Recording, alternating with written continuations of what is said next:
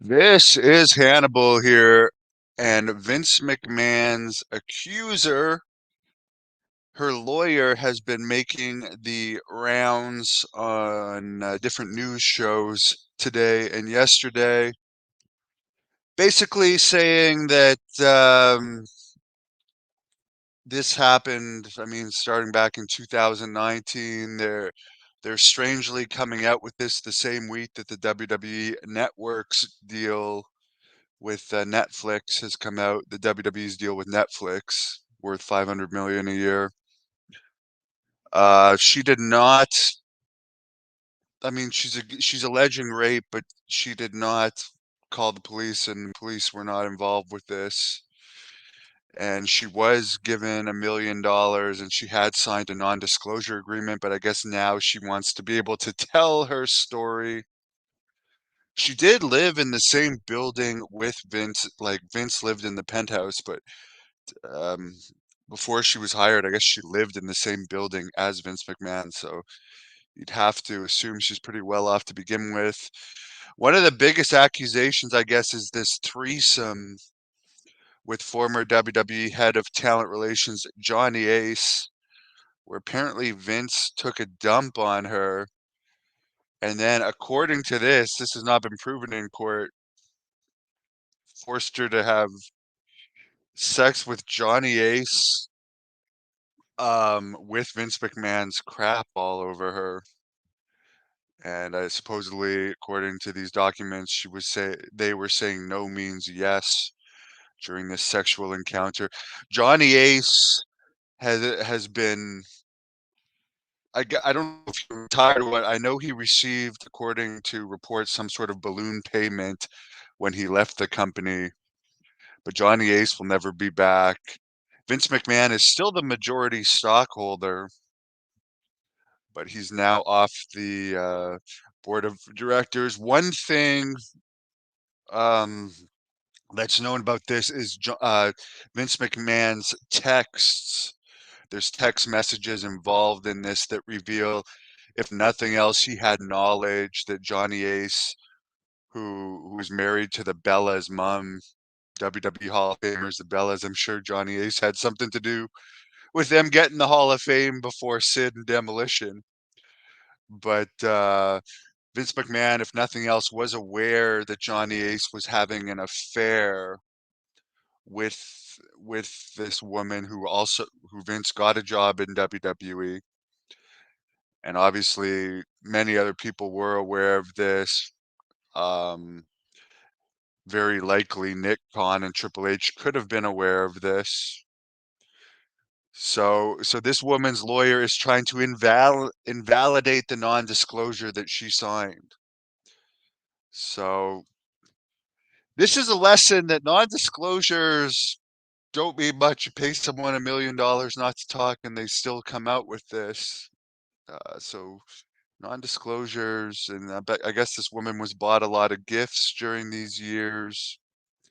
Vince McMahon's old faithful lawyer, Jerry McDevitt, is retired now, so not being represented by Jerry McDevitt anymore. He probably chose a good time to retire.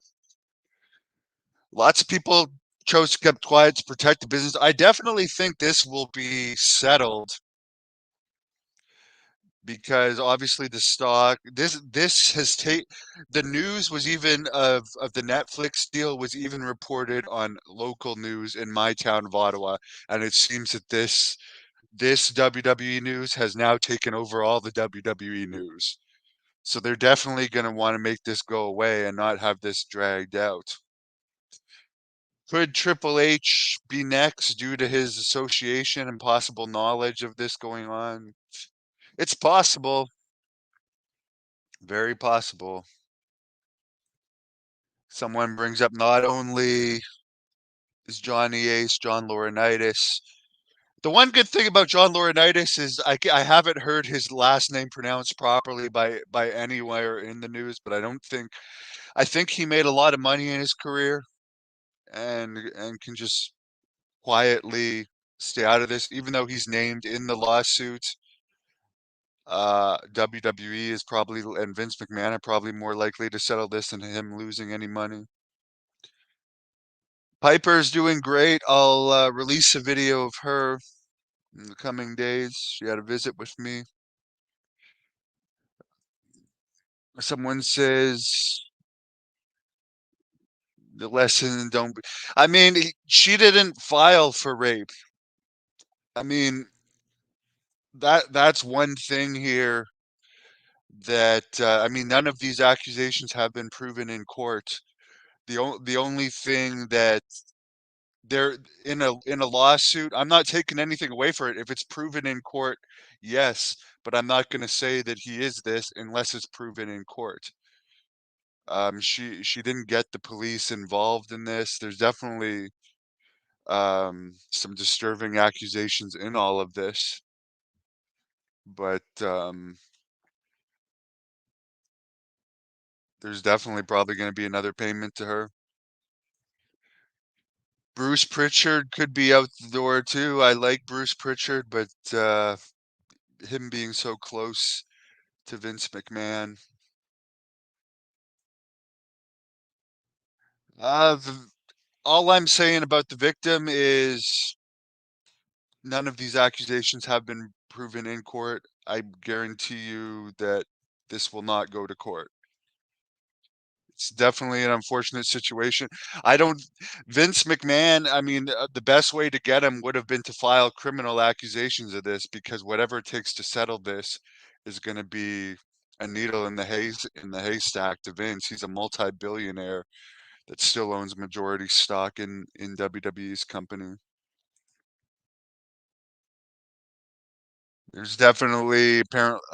I don't know if these text messages are all going to go public, but there is text messages.